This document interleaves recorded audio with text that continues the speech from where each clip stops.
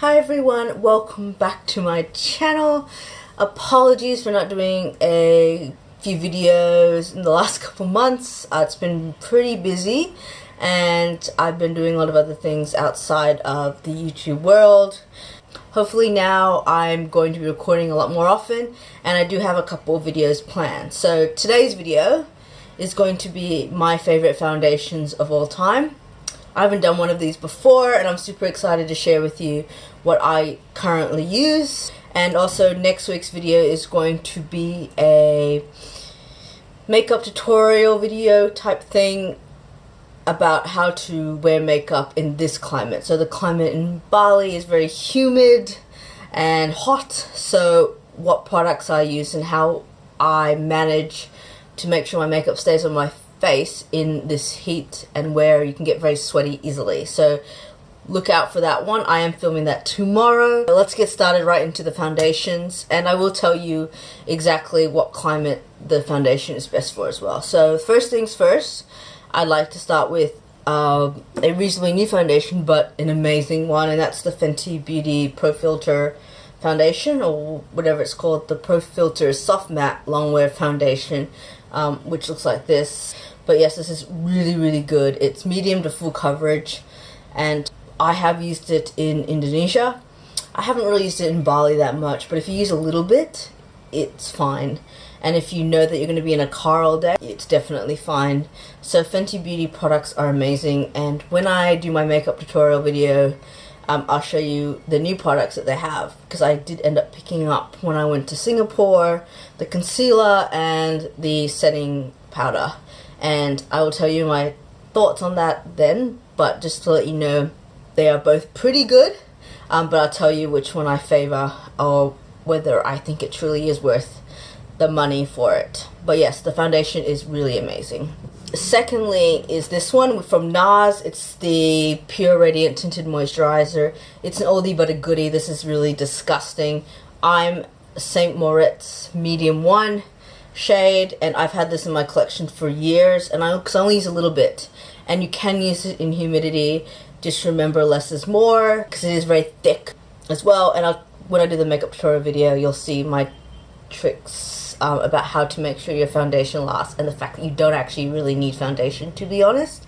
But this is a good one to go by. And remember, also with Nars Tinted Moisturizer, it is a lot thicker than a lot of other tinted moisturizers that I have. The other one I have is the Laura Mercier one, and I think it's the Glow one. That's the primer. Whoops, in my collection, I'm just trying to find it. It's the illuminating one. This one's really good as well, but this one is much heavier, so just be careful and test them out, because tinted moisturizers often have very different consistencies. The other one I'm really liking at the moment is the Dior Forever Undercover full coverage foundation. This is full coverage. I would not recommend using it here.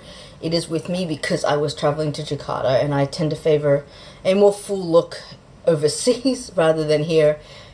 I'm a bit more pared down look without wearing heavy makeup, but this is really good. I do favor really full coverage foundations or matte foundations in Australia, so this one is one I would pick. And of course the Dior Forever, I can't even say it, the Dior Forever foundation, which is a classic. I know they've reformulated all of this and they've brought 2 more out. I think they have brought the matte version of this out, and then they brought the glow version, so a more dewy finish. I think it's a reformulation personally, but it could be just a repackaging. I have no idea, and a release of a new one. But I just, at the moment, I'm scared to try it because I really love the original Dior Forever foundation. And also, well, this is a pretty full bottle, so I don't really need to get another one. But if I were to pick one out of the glow one or the matte one, I'd pick the matte one probably. I have enough tricks of the trade to know how to glow up a matte foundation by doing skin prep and a few other steps that can give you that look without having to buy a foundation dedicated to being glow or dewy. Yeah, this is really good as well. So these two are just my favorite in the Dior range. And also, continuing with Dior, is this one from their new Backstage range. It's the Dior Face and Body Foundation, and a lot of people say that similarly to the MAC Face and Body Foundation, it gives great coverage. The MAC one I have used for a long time, and I do love this, but this just has a more velvety finish, and yeah, it's really, really high end. I do use this here, but as I said earlier, foundation is very sparingly, so yeah, not a lot of this, but it is a beautiful, beautiful foundation. Love it.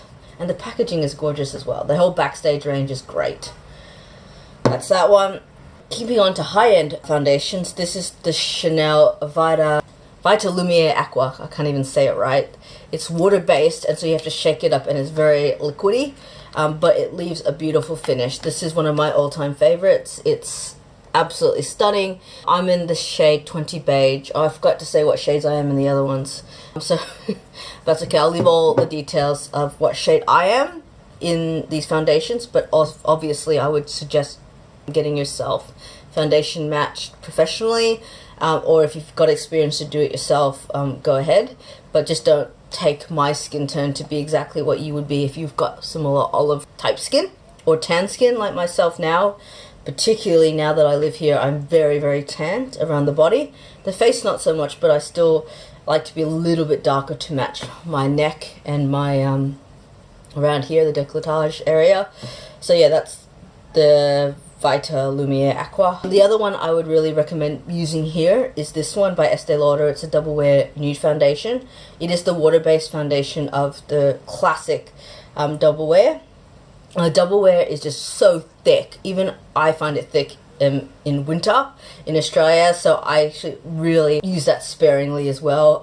It's great. It gives you full coverage. It's a beautiful finish when your full face is done, but this is just, to me, better.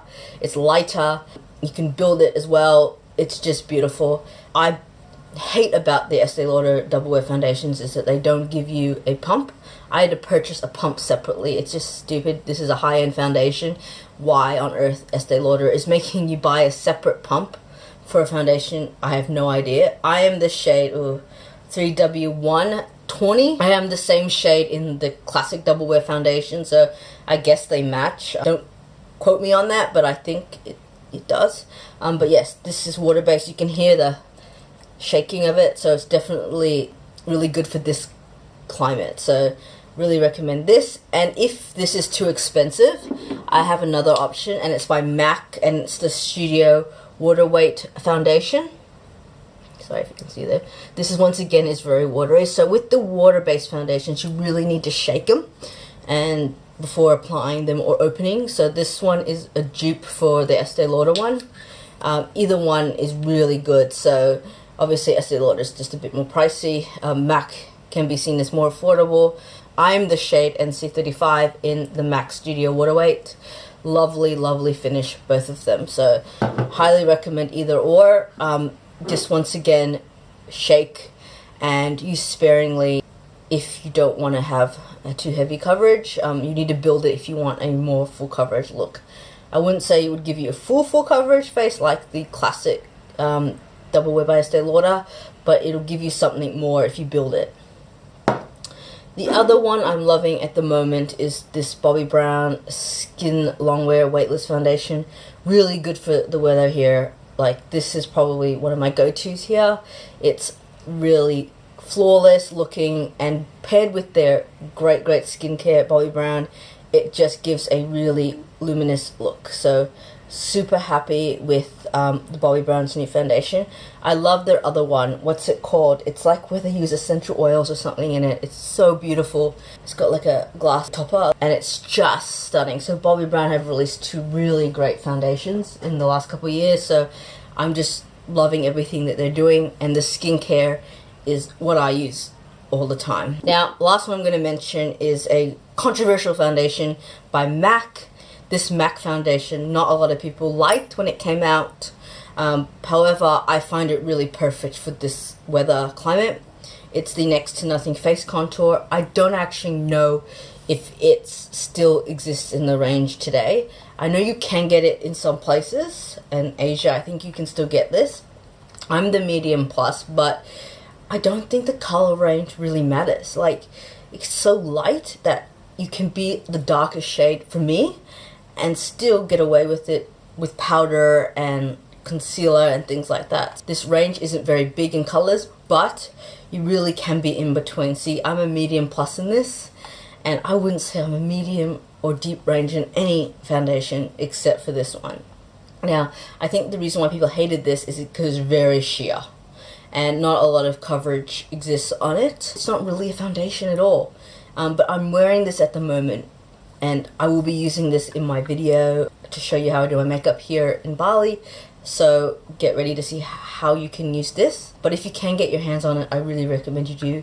It is very useful when you don't want to have a full makeup day. Even if you are living in a country like Bali or in a climate that's humid, you still can use this just to do a low-key makeup is what I'm trying to get at, as if you're not wearing any makeup. And at the moment, it really wears well for me.